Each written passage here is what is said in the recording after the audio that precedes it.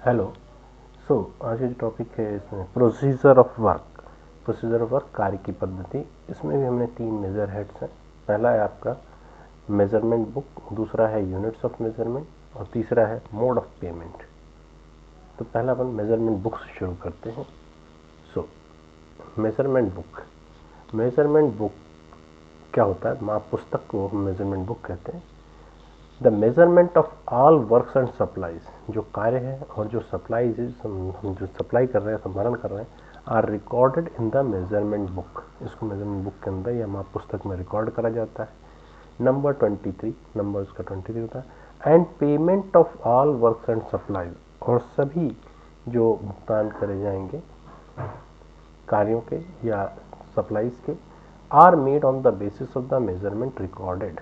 वो जो मेजरमेंट हमने माप लिए हैं उन्हीं के आधार पर उनको किया जाएगा। Measurement books are very important account record. तो लेखी का जो रिकॉर्ड है उसका ये बहुत बड़ा, बहुत इंपॉर्टेंट पार्ट है। All measurement books are numbered. हर मेजरमेंट बुक के ऊपर में माप पुस्तक पे नंबर होता है, सीरियली, सीरियल में होते हैं एक के बाद एक। And register is maintain in the divisional office, और डिविजनल ऑफिस में इसके लिए एक रजिस्टर को मेंटेन करके रखते हैं। शोइंग द सीरियल नंबर, जिसमें उसका सीरियल नंबर हर एक किताब का, each the names of the sub division officer, जो सब डिवीजन ऑफिसर उसका नाम, टू वूम इश्यू, जिसको इश्यू करी गई है, द डेट ऑफ इश्यू, किस तारीख को इश्यू किया गया, द डेट ऑफ रिटर्न, किस तारीख को उसने वापस दिया, एंड रिमार्क, और उसके ऊपर टिप्पणी। A similar register is maintain in sub divisional office. इसी तरह का एक रजिस्टर सब डिविजनल ऑफिस में भी मेंटेन किया जाता है। Showing the names of the officer, उसमें भी ये दिखाते हैं उन ऑफिसर या अधिकारी के नाम होते हैं। टू वूम इश्यू, जिनको इश्यू की गई, डेट ऑफ इश्यू, किस तारीख को इश्यू करी गई, डेट ऑफ रिटर्न, किस तारीख को वापस प्राप्त की गई, आदि एटसेट्रा। सो नाउ नेक्स्ट है points to be observe in recording the measurements. अब हमें किन बिंदुओं पे ध्यान देना चाहिए जब हम मेजरमेंट्स को रिकॉर्ड कर रहे हैं? Measurements are recorded by the executive और असिस्टेंट इंजीनियर। अपने को यहाँ पे अधिशासी अभियंता या सहायक अभियंता के मार्फत, या सेक्शनल ऑफिसर ओवरशियर, या जो ओवरशियर्स होते हैं, JEM, to whom measurement books have been issued, जिनको की मेजरमेंट बुक दी गई है, have been issued for the purpose, इस काम के लिए। The measurements of the work, जो कार्यों के माप हैं, आर टेकन एक्यूरेटली, उन्हें सही से लिया जाता है, एंड रिकॉर्डेड नीटली, और उन्हें साफ साफ लिखा जाता है, for the different items of the work, जो कार्य के डिफरेंट आइटम्स हैं उनके लिए, फॉर द रिस्पेक्टिव यूनिट्स, और उनकी रिस्पेक्टिव जो उनकी यूनिट्स है, इकाइयाँ हैं, उसके साथ में। So next, for the supplies of material. अब जो हम मटीरियल या सामान देते हैं या माल संभारण करते हैं, the quantities received are measured, जो क्वांटिटीज आएंगी, प्राप्त होंगी, उनको मापेंगे, और काउंटेड, या उनकी गिनती करेंगे, एज अप्लीकेबल, जैसा भी उसमें हमें अप्लाई होता हो, and recorded in the measurement book, और उनको मेजरमेंट बुक के अंदर रिकॉर्ड करेंगे, लिखेंगे। The description of the various items of work और सप्लाईज, जो उनका विवरण है हर एक आइटम का, कार्यों का और सप्लाईज का, संभरण का, शुड बी क्लियर, साफ सुथरा होना चाहिए, so that there may not be any ambiguity, और उसमें किसी तरह की कोई परेशानी या कोई मतलब वो नहीं समझे उसका उल्टा सीधा, इसके हिसाब से होना चाहिए। नाउ बिफोर टेकिंग मेजरमेंट्स, जब आप मेजरमेंट्स लेते हैं, द ओवरशियर शुड मेक हिमसेल्फ, जो भी वहाँ मेजरमेंट लेगा ओवरशियर, रख रखाव सुपरवाइजर देखता है, वो मेक हिमसेल्फ फेमिलियर, उसको पता होना चाहिए, ऑल द कंडीशंस, वो सारी कंडीशंस या वो सारे क्या कंडीशंस रखी गई हैं, एंड द स्पेसिफिकेशन, और क्या विशिष्टियाँ रखी गई हैं, provided in the contract agreement, contract के जो एग्रीमेंट है उसके अंदर। Measurement should be taken with correct metallic tape, इसको हमें मेटेलिक या धातु टेप से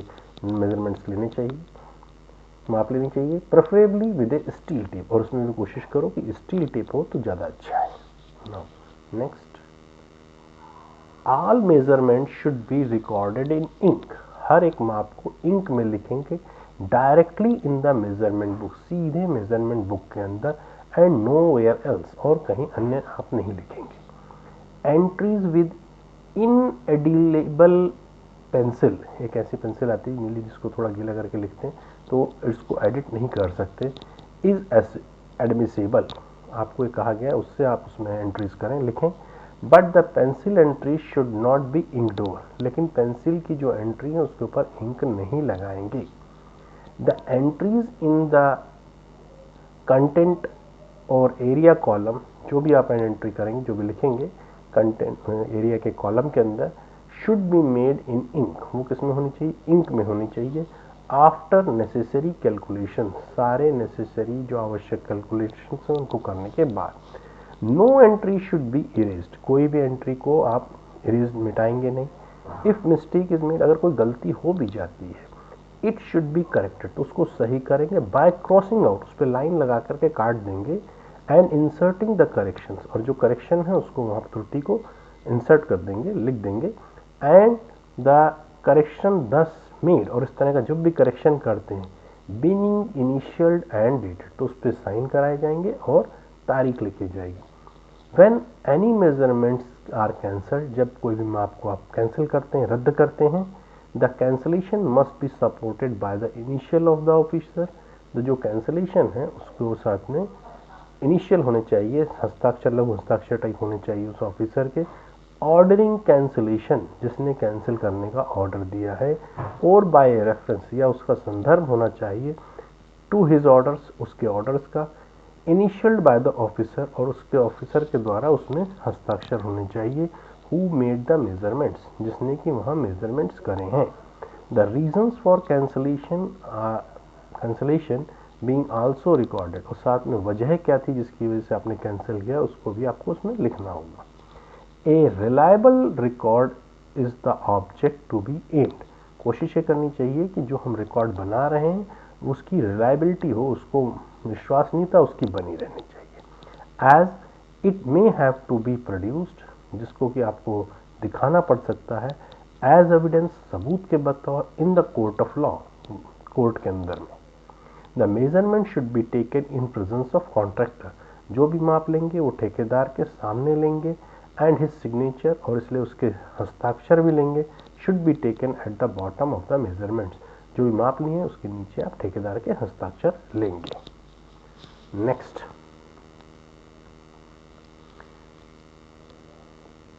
the measurement books are machine numbered, measurement books जो होती हैं इनमें मशीन के नंबर पड़े रहते हैं।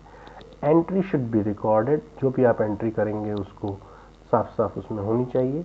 कंटिन्यूसली, लगातार होनी चाहिए, कोई बीच में नो ब्लैंक पेज, कोई खाली पेज लेफ्ट छूटना नहीं चाहिए, और टाउन आउट, ये फटा हुआ नहीं होना चाहिए।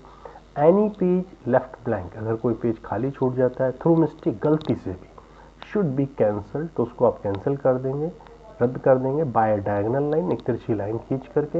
एंड कैंसलेशन बीइंग इनिशियल्ड, और उसके साथ में उस कैंसलेशन के ऊपर में हस्ताक्षर कर देंगे, प्रमाणित कर देंगे, अटेस्ट कर देंगे और डेट डाल देंगे।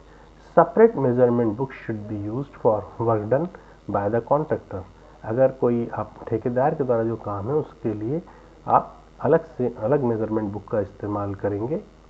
And by the departmental labour, और अगर डिपार्टमेंट के लेबर के द्वारा किया जा रहा है तो उसके लिए अलग बुक का इस्तेमाल करेंगे। Each measurement book should be provided with an index, हर एक मेजरमेंट बुक के अंदर में इंडेक्स होना चाहिए, ऑफ द कंटेंट, जो भी उसके अंदर कंटेंट है उनका, ऑफ डिफरेंट एंट्रीज, जो भी आपने उसमें लिखा है उस एंट्रीज के लिए, at the space provided in the beginning, जो भी आप जगह देते हैं शुरुआत में। Which should be kept up to date, और इसको साथ साथ में अप टू डेट तैयार रखा जाएगा। If A measurement book is issued by A number of officers, अगर कोई एक मेजरमेंट दी जाती है कई सारे ऑफिसर्स को, the name of the different officers, तो उनके नाम जो होंगे उन ऑफिसर्स के, शुड बी रिकॉर्डेड, को लिखा जाएगा at the beginning of the measurement book, measurement book की शुरुआत में, जो कंटेंट का पेज है उसी में लिखेंगे। Now the checking of the measurement by officer, जो मेजरमेंट्स चेक करे जाएंगे ऑफिसर के द्वारा, शुड बी रिकॉर्डेड, उसको भी वहाँ लिखा जाएगा एट द बिगिनिंग, शुरुआत में ही। At the space provided for this, जहाँ पर वो जगह दी गई है उस पर। Next, the lost of measurement book, अगर मेजरमेंट बुक खो जाती है इज ए सीरियस मैटर, तो ये बहुत सीरियस गलती मानी जाएगी। And it is to be reported to the higher authorities, जो ऊपर उच्च अधिकारी है उनको आप इस मैटर को रिपोर्ट करेंगे, बताएंगे।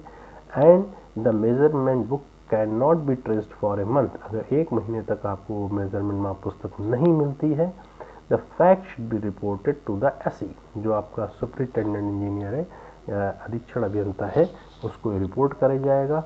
Who has to take suitable action in the matter, जिसको कि सही एक्शन लेना होता है इस केस के अंदर।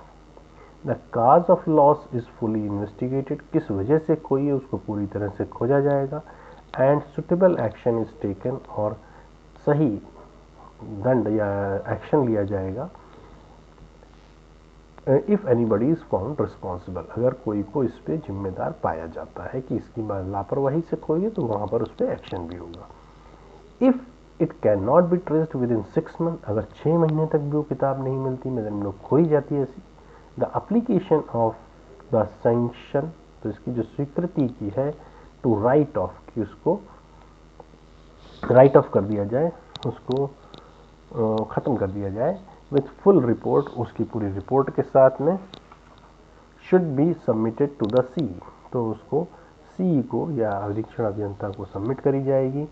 And the matter reported to the government, और मैटर जो है गवर्नमेंट को रिपोर्ट किया जाएगा। राइट ऑफ मीन्स बट्टे खाते में देना, तो ख़त्म करने के लिए ये आपको प्रोसेस अडॉप्ट करना पड़ेगा। Now next, each set of measurement book should commence with the following entries, हर एक जो मेजरमेंट बुक है उसके अंदर में ये ही शुरुआत में एंट्रीज होनी चाहिए, so that the entry can be identified, जिससे कि जो एंट्री करी गई है उसको पहचाना जा सके, आइडेंटिफाई किया जा सके। नाउ फर्स्ट है case of bill for work done, अगर जो कार्य किया गया है उसके लिए अगर हम कर रहे हैं, the measurement book, the measurement should commence, तो माप कैसे शुरुआत होगी, विद द फॉलोइंग एंट्रीज, इन एंट्रीज के साथ। पहले क्या आएगा, the full name of the work as given in the estimate, जो प्रकलन में या अपने कार्य का जो पूरा नाम है उसको आप देंगे। सिचुएशन ऑफ द वर्क, कहाँ पर वो कार्य है। एजेंसी बाय विच एग्जीक्यूटेड, किस एजेंसी के मार्फत वो कार्य किया जा रहा है, दैट इज कॉन्ट्रैक्ट, या कॉन्ट्रैक्ट किस तरह की पद्धति से वो किया जा रहा है। पीस वर्क है, डेली लेबर है, जो भी है, विद नंबर, उसके साथ कितना उसका नंबर है उस कॉन्ट्रैक्ट का। And the date of contract, और तारीख क्या थी। पीस वर्क एग्रीमेंट, अगर पीस वर्क एग्रीमेंट आदि है तो उसको भी इसमें आना चाहिए। द नेम ऑफ कॉन्ट्रैक्टर, ठेकेदार का नाम। Date of written order to commence work, किस तारीख से कार्य को शुरू करने के लिए ऑर्डर दिया गया था। Date of actual completion of work, किस तारीख को कार्य पूर्ण हुआ है, अगर पूरा हो चुका है, if complete. The date of measurement, किस तारीख को माप उठाए गए। नंबर ऑफ मेजरमेंट्स, कितने बार उठाए गए, that is first, second, third etcetera आदि। कौन सा माप है, पहली बार लिया, दूसरी बार लिया, और फाइनल या अंत में लिया। और फर्स्ट एंड फाइनल, या एक ही बार कोई छोटा काम था तो उसको हमने फाइनल करना था उस केस में। In case of running account bill, अगर रनिंग अकाउंट बिल है, the reference to the last set of measurement, तो हमें वहाँ पे उसका संदर्भ देना होगा कि पिछली बार के कहाँ पे मेजरमेंट किए गए थे, with measurement book number, measurement book के नंबर के साथ और पेज के साथ, शुड बी रिकॉर्डेड, तो उसको भी आप वहाँ पे लिखेंगे ना। सेकेंड है सप्लाईज के लिए।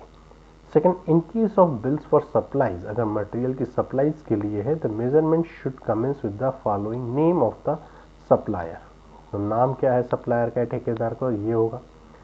नंबर, उसका नंबर क्या है कॉन्ट्रैक्ट का। डेट ऑफ एग्रीमेंट, किस तारीख को करारनामा मुक्तारनामा जो भी हुआ था, एग्रीमेंट हुआ था। ऑर्डर, किस तारीख को उसको ऑर्डर दिया। पर्पज ऑफ सप्लाई, किस उद्देश्य से सप्लाई करी गई, एज जैसा कि परचेज फॉर स्टॉक, या स्टॉक बनाने के लिए, या purchase for direct issue to work, या किसी कार्य को सीधे वहाँ पे सामान हमें इशू करना था उसके लिए। With the name of the work, अब उसमें नाम भी देना पड़ेगा, गिवन इन द एस्टीमेट, जैसा कि एस्टीमेट में नाम दिया है। Purchase for the issue of contractor, अगर ठेकेदार को कोई इश्यू करना है उसके लिए। With the name of the work as given in the estimate, जैसा कि एस्टीमेट में नाम दिया गया है वैसा। Date of written order to commence supplies, किस तारीख से संभारणी सप्लाईज शुरू करी गई वो। And the date of actual completion if completed, और पूरी सप्लाईज कब पूर्ण हुई हैं, कंप्लीट हुई हैं, उस तारीख को भी इसमें बताना होगा। डेट ऑफ मेजरमेंट, कब उसके माप लिए गए। Reference to the previous measurement, पहले कब माप लिए गए in case of running account bill, अगर रनिंग अकाउंट बिल है तो उसमें। नंबर ऑफ मेजरमेंट्स, कितने बार माप लिए गए as first, second, third, fourth, जो भी है आदि। और उसके बाद या फर्स्ट एंड फाइनल, या एक बार में ही अगर उसको फाइनल करा गया तो वो मान करके भी चल सकते हैं। Now and eight the end of each measurement, और हर एक मेजरमेंट के बाद में dated initial of the person, तो वहाँ पे डेट होनी चाहिए, तारीख होनी चाहिए, छोटे लघु हस्ताक्षर होने चाहिए आपके पर्सन के। मेकिंग मेजरमेंट, जिसने वहाँ पे माप लिए हैं, should be made. A suitable abstract is then prepared, उसका फिर एक सार बनाया जाएगा, which collects the quantities of each item of work, जिसमें कि सारी क्वांटिटीज जो हैं हर एक आइटम के कार्य की आएंगी, रिलेटिंग टू ईच सबहेड, जो भी किसी सबहेड से जुड़ी हुई हैं। If the work pertains to contract, अगर किसी कॉन्ट्रैक्ट में है तो सिग्नेचर जो है ठेकेदार के, signature of the contractor should also be taken, उसको भी आप यहाँ पे लेंगे at the end of measurement, जहाँ पर आपके माप का काम खत्म होता है, as a token of his acceptance, कि उसको भी ये मेजरमेंट्स मान्य थे इस बात का टोकन के रूप में।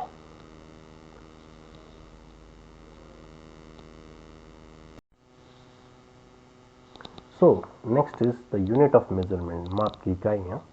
तो earthwork in excavation in ordinary soil, तो मिट्टी का कार्य है जो, उसकी बात करेंगे। एक्सकवेशन, खुदाई का। ऑर्डिनरी सॉइल, ऑर्डिनरी अपने मान लीजिए साधारण मिट्टी में। अर्थवर्क इन मिक्स्ड सॉइल, कंकड़ या मिट्टी वाली मिट्टी हो सकती है विद कंकर, बजरी एटसेट्रा। और अर्थवर्क इन हार्ड सॉइल, या कठोर मिट्टी में, तो इसकी जो इकाई है वो यूनिट क्यूबिक मीटर है। Next is rock excavation. अब रॉक एक्सकवेशन, पत्थर की खुदाई, तो इसकी भी जो इकाई है वो क्यूबिक मीटर है, unit cubic metre. Earth filling in excavation in foundation, earth की फिलिंग जो है, मिट्टी की भराई है खुदाई में, इन जो खोद के हमने नींव खोदी थी उसमें, वो भी किस में आएगी, क्यूबिक मीटर्स में। अर्थ फिलिंग इन प्लिंथ, मिट्टी की भराई प्लिंथ में, वो भी क्यूबिक मीटर्स में आएगी। सरफेस ड्रेसिंग, अब देखिए जैसे सरफेस ड्रेसिंग की बात हुई तो इसकी इकाई क्या होगी, स्क्वायर्स में चलेगी। एंड लेवलिंग, क्लीनिंग एटसेट्रा, तो इसकी यूनिट है स्क्वायर मीटर्स में। Next is lime concrete. Lime concrete in foundation, new में चूना कंक्रीट डालेंगे, उसकी भी यूनिट क्यूबिक मीटर्स में रहेगी। Now next is lime concrete in roof terracing, roof terracing करते हैं उसमें भी हमें थिकनेस स्पेसिफाई। अब देखिए इसमें एक डायमेंशन जैसे इसका आ गया, थिकनेस को, मोटाई को बता दिया, तो नेट मीन्स अपने आप ही दो डायमेंशन रहेंगे और दो माप रहेंगे, तो उसकी यूनिट जो इकाई होगी वो स्क्वायर मीटर या वर्ग मीटर में होगी। Now next is lime concrete, अगर लाइम कंक्रीट या है तो उसका भी क्यूबिक मीटर में चलेगा। और अगर सीमेंट कंक्रीट है उसमें थिकनेस स्पेसिफाइड नहीं है तो then it in cubic metres. Now reinforce cement concrete, RCC, cubic metres में। Then DPC, damp proof course, नमी रोधक जो पट्टा या रद्दा बनाएंगे। सीमेंट कंक्रीट का। रिच सीमेंट मोटर, जिसमें तेज मसाला होगा। एसफॉल्ट एटसेट्रा उसमें लगाएंगे। थिकनेस इज स्पेसिफाइड, अगर मोटाई उसकी निर्धारित होगी। यूनिट जो होगी उसकी स्क्वायर मीटर्स में आएगी या वर्ग मीटर में आएगी। Now next is brick work, ईंट की चुनाई जो है, ईंट का कार्य, तो ब्रिक वर्क इन फाउंडेशन, नींव में और कुर्सी में। इन सुपर स्ट्रक्चर, अधिरचना में, आर्चेज आदि में, किस में होगा, इन सीमेंट लाइम, सीमेंट या चूने के या मिट्टी के मसाले में। इसकी भी क्या होगी यूनिट, क्यूबिक मीटर होगी, मतलब घन मीटर में बात करेंगे इसकी माप उठाएंगे। नाउ थिन पार्टीशन वॉल, अब जैसे थिन आया तो दैट मीन्स इसकी थिकनेस स्पेसिफाइड होगी, तो then it means it's in square metre, इसकी माप वर्ग मीटर में आएगी। रेनफोर्स ब्रिक वर्क, अब रेनफोर्स ब्रिक वर्क है, ईंट की चीज़ें रेनफोर्स करा हुआ, तो इसको भी हम क्यूबिक मीटर में ही लेंगे। नाउ कॉर्निस प्रोजेक्शन, गर्दाने का जो बाहर ये प्रोजेक्शन होगा। एंड टाइप स्पेसिफाइड, एक तरह से उसका सेक्शन आपने पूरा बता दिया है, तो उसमें क्या हो जाएगा, दो सेक्शन का मतलब दो माप हो गई, तो नेचुरल बात है इस किस में आएगा, ये मीटर्स में आएगा, रनिंग मीटर्स में। नाउ स्टोन वर्क, पत्थर का कार्य है, स्टोन मेसनरी है, स्टोन पत्थर की चुनाई है, रैंडम रबल मेसनरी हो गई, कोर्स रबल मेसनरी हो गई, या एस्टलर मेसनरी इन वॉल्स में या आर्चेस में, तो ये सब किस में आएंगी, क्यूबिक मीटर में, घन मीटर में। नाउ फिर वुड वर्क, अब लकड़ी का कार्य है, वुड वर्क दरवाजे और खिड़कियों की चौखटों में, फ्रेम्स में, राफ्टर्स में, बीम्स में, रूफ के ट्रसेस में आदि में, ये सब किस में आएंगी, क्यूबिक मीटर्स में। ना डोर एंड विंडोज के जो शटर हैं, पल्ले जो हैं या लीव्स हैं, pan battened glazed, part panelled and part glazed, wire gauzed, तार वाले जाली वाले हैं। थिकनेस इज स्पेसिफाइड, दरवाजे के पल्ले की मोटाई बता दी है ना, चल बात है, जैसे ही 1 यूनिट हो गया तो उसके बाद में 2 यूनिट से स्क्वायर मीटर में आएगा या वर्ग मीटर में बोले तो। नेक्स्ट है डोर एंड विंडोज फिटिंग, हम दरवाजे विंडो की फिटिंग क्या है, हिंजेस है, टावर बोल्ट है, चिटकनी है, स्लाइडिंग बोल्ट है, हैंडल है, तो ये सब नंबर्स में आएंगे, गिनती से आएंगे ना।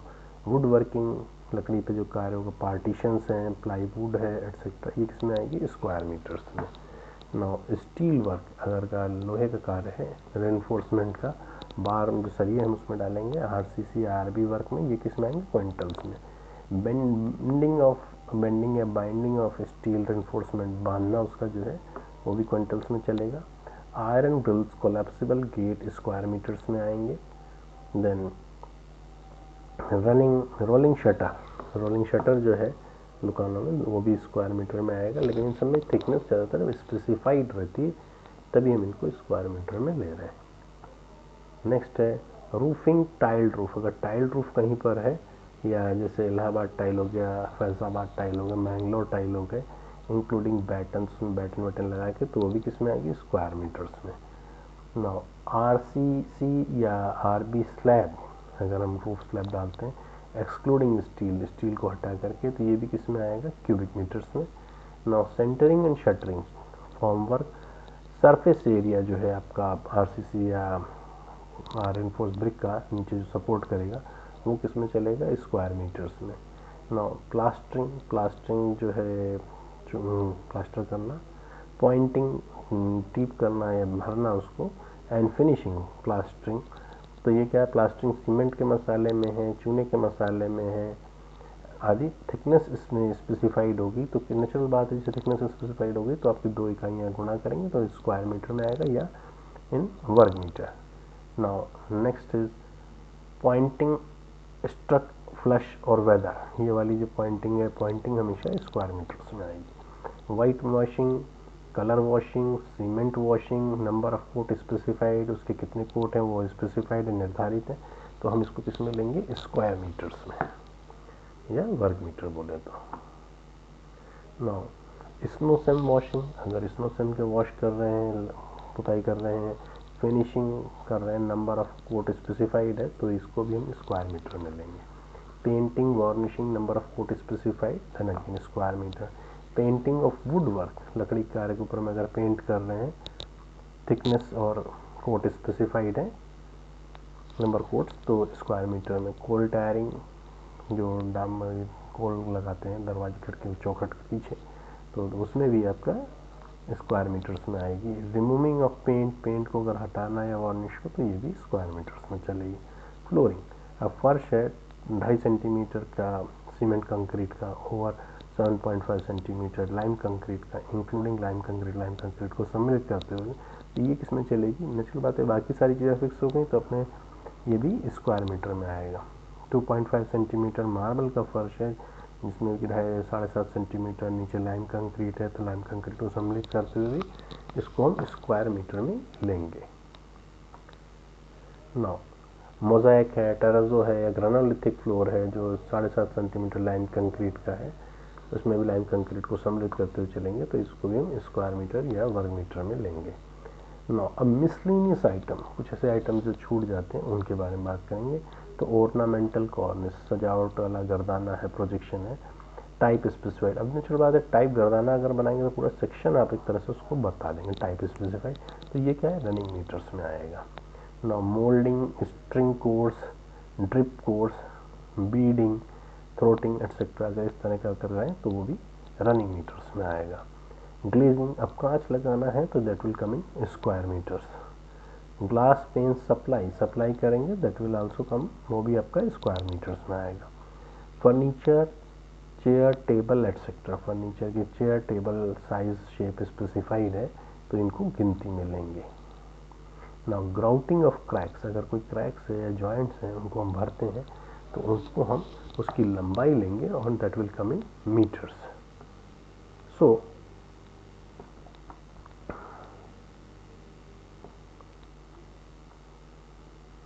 अब कुछ जैसे इलेक्ट्रिक का है, इलेक्ट्रिक वायरिंग और इलेक्ट्रिफिकेशन, फैन, लाइट, बल्ब, तो ये सारे जो हैं ये पॉइंट्स होंगे, इनको हम पॉइंट के हिसाब से काउंट करेंगे तो इसकी मेजरमेंट से पॉइंट्स में आएंगे ना। वाटर क्लोजेट, फिर आपका वाश बेसिन है, manhole etcetera, size specified करा है, साइज मतलब निर्धारित कर रखा है तो कितने हैं नंबर से बात करेंगे ना। मटीरियल, अब मटीरियल क्या है, जैसे अपने कोई सामान या सामग्री है तो उसके बारे में बात करेंगे तो supply of brick, percentage number, तो इसको हम 100 के हिसाब से लेके चलेंगे।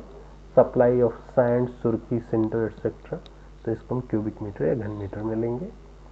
और सप्लाई ऑफ सीमेंट बैग कितने हैं और 50 kg, तो नंबर से लेंगे।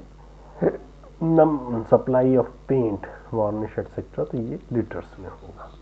सो मैंने आपको इसमें मेन मुख्य मुख्य यूनिट्स बताई। वैसे फिर भी आपको ये है कि कोई भी चीज़ अगर लंबाई में ले रहे हैं उसका सेक्शन बता दिया गया है तो वो आपका आएगा रनिंग मीटर्स में। अगर कोई एरिया या क्षेत्रफल के हिसाब से बात हो रही है, सरफेस एरिया की बात हो रही है तो वो आपका आएगा स्क्वायर मीटर्स में। और कहीं पूरा उसके आयतन की बात हो रही, वॉल्यूम की बात हो रही है तो वो आपका क्यूबिक मीटर्स में आएगा। Next, now the mode of payment, भुगतान की पद्धति, इसमें हम बात करेंगे कि पहले तो ठेकेदार को कैसे भुगतान किया जाता है उसके पर। The payment to the contractor for work और सप्लाई ऑफ मटीरियल, जो ठेकेदार को भुगतान किया जाएगा कार्य के लिए या कोई संभारण के लिए सामग्री के, road, metal, tools and plant आदि के लिए, are made on the basis of measurement recorded in the measurement book. ये सारा भुगतान कैसे किया जाता है, मेजरमेंट बुक के आधार पर जो मेजरमेंट या माप लिए गए हैं एमबी में। व्हेन द वर्क और सप्लाई इज कंप्लीटेड, जब कार्य या उसकी संभारण का पूर्ण हो जाता है, सफिशिएंटली प्रोग्रेस, या इतनी हद तक कार्य हो जाता है कि डिटेल मेजरमेंट्स आर टेकन, तो उसके विस्तृत मापें ली जाती हैं, यूजुअली बाय द ओवरशियर, जो भी सुपरवाइजर है वहाँ पर उसके द्वारा जेईएन होते हैं normally, and recorded in the MB, और उनको मेजरमेंट बुक में रिकॉर्ड करा जाएगा, लिखा जाएगा। And an abstract of quantities, और मात्रा का हम एक एब्स्ट्रैक्ट बनाएंगे, is prepared and the cost is calculated, और उसकी लागत को निकाल लेंगे at the rate of contract agreement, जो कॉन्ट्रैक्ट एग्रीमेंट के अंदर तय थी उसके हिसाब से। From the abstract of the MB bill is prepared, जो एब्स्ट्रैक्ट बनाया गया एमबी में उससे बिल को बनाएंगे। In one of the prescribed bill, जो कि आपके इस तरह के बिल हो सकते हैं जैसे कि नंबर 24, 25, 26, 27 और 28, जो भी उस पर लागू हो as applicable. The bill together with MB, bill के साथ एमबी को सबमिट करेंगे बाय द ओवरशियर, ओवरशियर के द्वारा या सुपरवाइजर के द्वारा, to the SDO, sub divisional officer को या असिस्टेंट इंजीनियर को, एई को, ऑफिस को, वेयर कैलकुलेशंस आर चेक, जहाँ पर उसकी गणना को चेक किया जाएगा, बाय द क्लर्क, क्लर्क के द्वारा, and duplicate bill is prepared, और दूसरा बिल बनाया जाएगा, and pass by the SDO, उसको सब डिवीजन ऑफिसर के द्वारा पास किया जाएगा और एई असिस्टेंट इंजीनियर के द्वारा, एंड देन फाइनल पे ऑर्डर इज गिवन, और उसके बाद में फाइनल उसको पेमेंट के लिए ऑर्डर दिया जाएगा बाय द एसडीओ के द्वारा या एग्जीक्यूटिव इंजीनियर के द्वारा, and the payment is made, और उसके द्वारा भुगतान किया जाएगा टू द कॉन्ट्रैक्टर, ठेकेदार को, बाय चेक, चेक के थ्रू।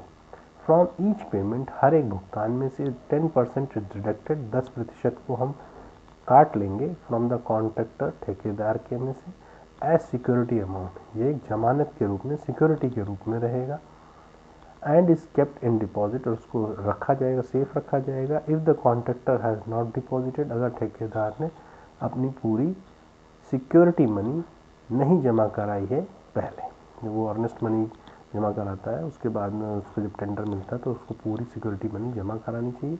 नहीं कराता तो उसके रनिंग अकाउंट बिल में से हम ये काट काट के जमा करके रखते हैं, वो है। Now next, the payment to the contractor may be made finally by one payment, उसके बाद में ठेकेदार को एक फाइनल पेमेंट के रूप में एक पेमेंट दिया जा सकता है। When the work for the supply is completed, जब कार्य या सप्लाई पूर्ण हो जाती है। और बाय नंबर ऑफ पेमेंट, कई सारे भुगतान के द्वारा भी हो सकता है। बाय रनिंग अकाउंट बिल, जो रनिंग अकाउंट बिल है उसके द्वारा, जैसे मतलब अपना चालू खाता बिल जो है वो उसके द्वारा। During the progress of the work, जब कार्य चल रहा हो। Usually the payments are made on running account bill, ज़्यादातर पेमेंट्स जो होते हैं इन लोगों को चालू खाता बिल के द्वारा या रनिंग अकाउंट बिल के द्वारा किया जाता है। एंड द फाइनल पेमेंट, और जो फाइनल पेमेंट होगा, is made on the completion of the work, कार्य के पूर्ण होने के बाद किया जाता है। फॉर स्मॉल वर्क, अगर कोई छोटा कार्य है, payment is made by one payment, तो उसमें एक पेमेंट में ही, एक भुगतान में ही उसको पूरा पेमेंट कर दिया जाता है। Now the bill is the, अब कुछ टर्म्स हैं जिसमें हम उसको भी क्लियर करेंगे, क्योंकि कई बार लोगों को ये नहीं पता रहता कि क्या टर्म्स हैं जिसके आधार पर इनको बताना है। So bill is the account of work done, bill उस चीज़ का लेखा जोखा होता है, क्या उसने कार्य किया है, या सप्लाई ऑफ मटेरियल, क्या सामग्री का संभरण किया है, मेड उसके द्वारा किया गया, एंड इंक्लूड्स द पर्टिकुलर, और उसके बारे में सारी उसकी पर्टिकुलर्स होते हैं, डिटेल्स होते हैं। And quantities of work done, जो क्वांटिटीज मात्राओं का कार्य किया गया है, मटेरियल की सप्लाई करी गई, दियर रेट्स, उनकी दरें क्या है, अमाउंट ड्यू, और कितना अमाउंट ड्यू हो रहा है। इट कंटेन्स फुल, इसमें पूरी एंड क्लियर पर्टिकुलर, और साफ सुथरे उसकी डिटेल्स होते हैं ऑफ द क्लेम, उस क्लेम की या अमाउंट जो उसका बन रहा है। रेफरेंस टू द एग्रीमेंट, इसमें साथ में रेफरेंस होता है किस एग्रीमेंट का है उसमें हुआ है, is also given in the bill. Now next is voucher. Voucher is a written document, ये लिखा हुआ एक डॉक्यूमेंट होता है विद डिटेल्स, जिसमें कि डिटेल्स होते हैं, which is kept in record, जिसको कि रिकॉर्ड में रखा जाता है as a proof of payment, कि आपने भुगतान कर दिया है। फॉर एनी पेमेंट, किसी भी तरह के भुगतान के लिए, first A bill is prepared, पहले उसका बिल बनाया जाता है, and payment is made on the bill, और उसके बिल के ऊपर में उसको पेमेंट किया जाता है, ड्यूली चेक, सही से चेक करके, और एक्नॉलेज, और उसके बाद में उसको एक्नॉलेज किया जाता है पेई के द्वारा, जो भी पे कर रहा है, बाय सिग्नेचर, सिग्नेचर करके, on revenue stamp, revenue stamp के ऊपर में, एज रिक्वायर्ड, जैसा भी आवश्यक हो। And after the payment is made, अब जब भुगतान कर दिया जाता है, बिल बिकम्स वाउचर, तो बिल क्या है आपका, वाउचर में परिणित हो जाएगा, विच इज केप्ट इन रिकॉर्ड, जिसको कि रिकॉर्ड के अंदर रखा जाता है। नाउ नेक्स्ट, अब इसमें भी कई तरह के भुगतान के तरीके। फर्स्ट एंड फाइनल पेमेंट, तो फर्स्ट एंड फाइनल पेमेंट में the term indicate a single payment made for a job, किसी कार्य के लिए कर दिया जाता है एक ही पेमेंट या ठेकेदार को, ऑन इट्स कंप्लीशन, उसके पूर्ण होने के बाद। In this case the payment finalised bye one payment, इसमें जो पेमेंट है फाइनल कर दी जाती है एक पेमेंट के द्वारा, after the completion of the work, कार्य के पूर्ण होने के बाद। This is usually applicable for small work, ये ज़्यादातर छोटे कार्यों के लिए उपयोग में लिया जाता है।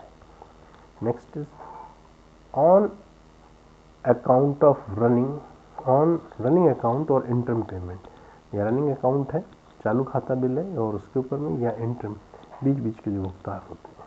This means the payment made on A running account, चालू खाते के ऊपर में ठेकेदार को पेमेंट किया जाता है, फॉर वर्क डन, जो भी उसने कार्य किया है या सप्लाई या संभारण किया है, मेड बाय हिम, उसके द्वारा किया गया है, ड्यूली मेजर्ड, उसके माप हो चुके हैं, and entered in the MB, और उसको एमबी में लिखा, उसकी प्रविष्टि की जा चुकी है। When only a part of the whole work, जब कार्य का कुछ हिस्सा या सप्लाई या कुछ संभारण हैज़ बीन डन हुआ होता है, एंड द वर्क और सप्लाई इज इन प्रोग्रेस, या वर्क और उसकी सप्लाई प्रोग्रेस में होती है। During the progress of the work, जब कार्य चल रहा होता है, the contractor is paid time to time, तो समय समय पर ठेकेदार को भुगतान किया जाता है।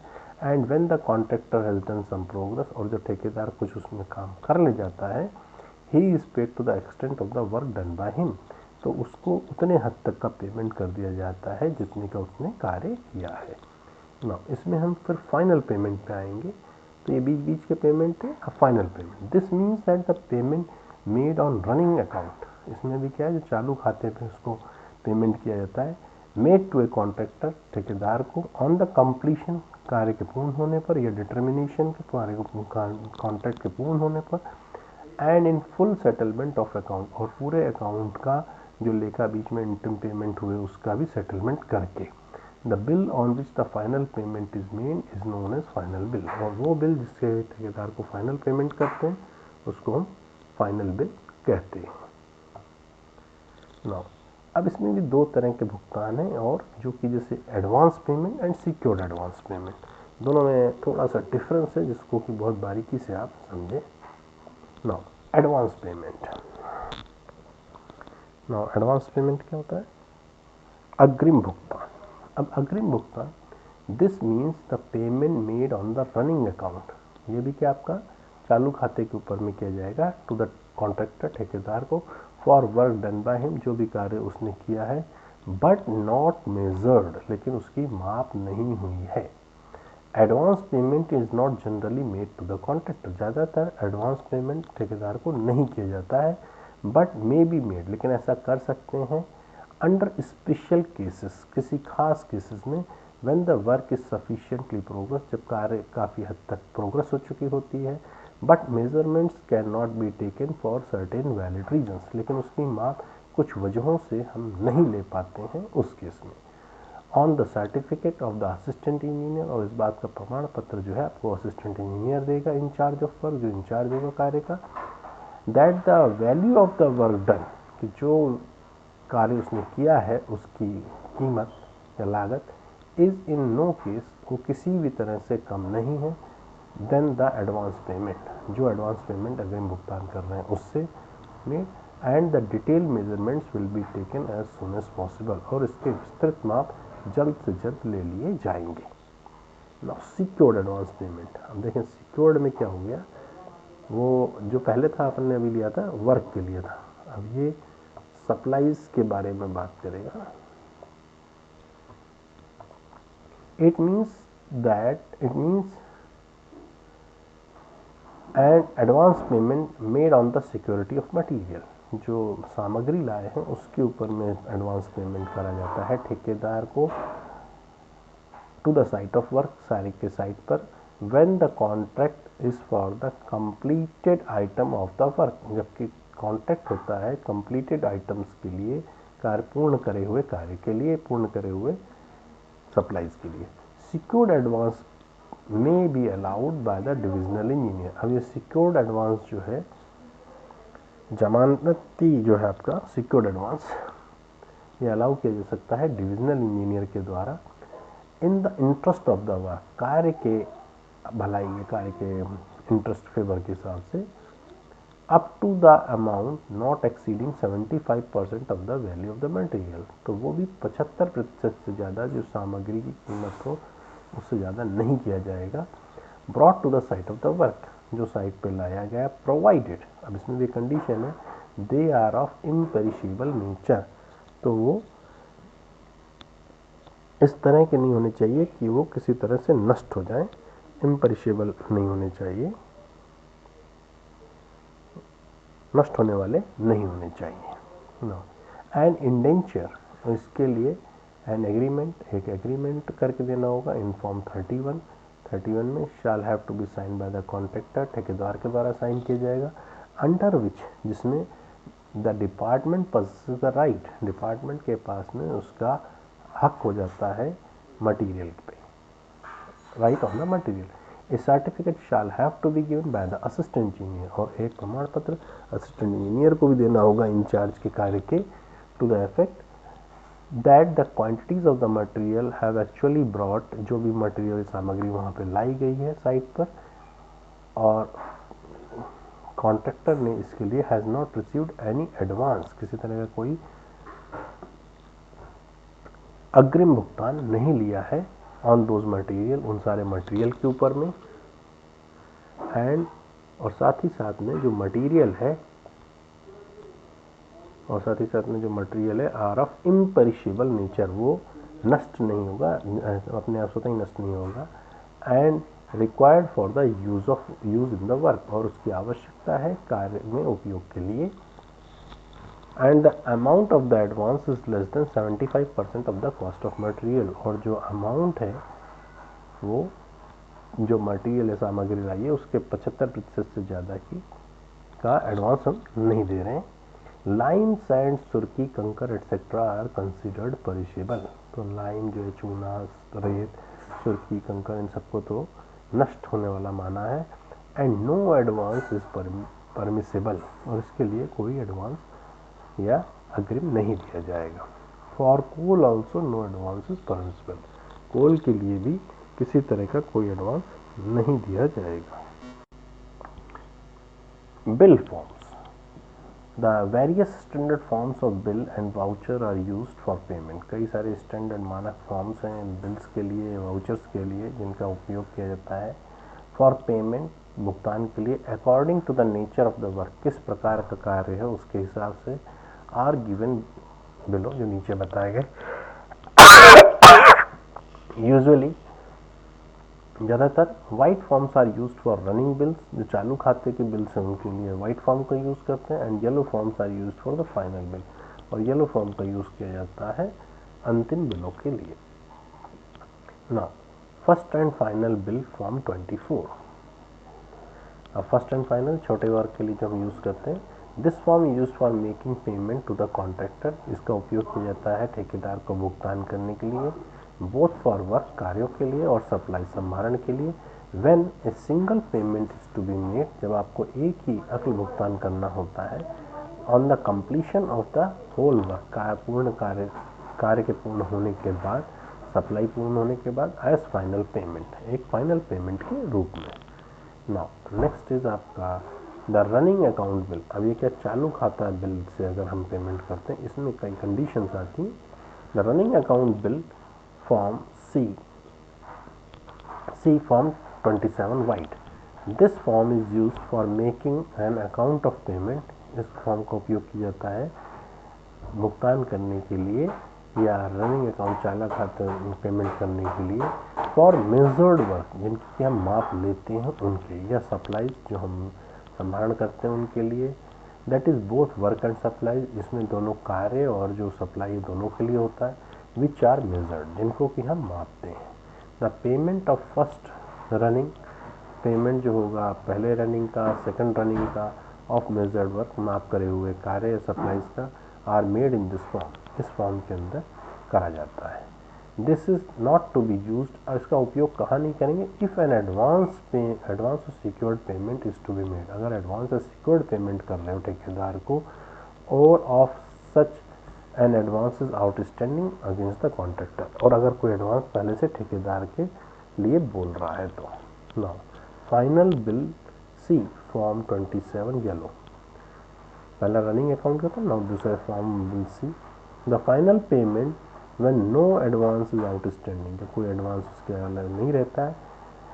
And when intermediate payment have been made, जब इंटरमीडिएट पेमेंट कर दिए गए, is made on this form, तो उसको इस फॉर्म पर भुगतान किया जाता है। Now running account bill A form 25 white, this form is use for advance payment, इसका उपयोग किया जाता है अग्रिम भुगतान के लिए, विदाउट एनी मेजरमेंट, बिना किसी माप के कार्य के ही लिए।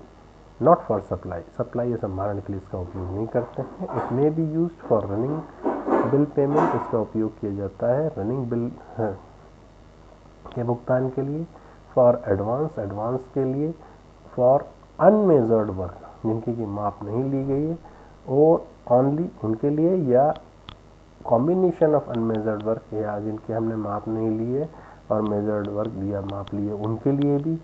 If an on account payment, अगर हम भुगतान करते हैं, इज टू बी मेड, भुगतान करना है, but the advance payment already made for the same work is outstanding, अगर पहले से उसका एडवांस पेमेंट आउटस्टैंड कर रहा है, उस पर डाउन पहले से उसको भुगतान किया हुआ है।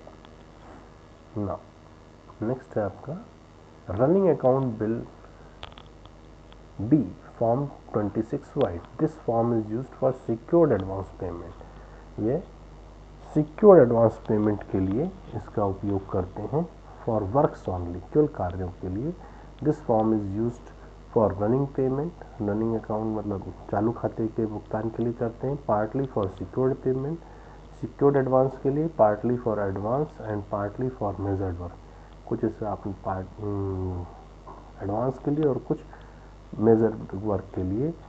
That is a combination of secured advance together with other payment, जिसका उपयोग करते हैं सिक्योर्ड एडवांस के लिए साथ में अन्य भुगतान के लिए। Now final bill B, form 26 yellow, this form is use for the payment of final bill, इस फॉर्म का उपयोग करा जाता है फाइनल बिल के पेमेंट भुगतान के लिए।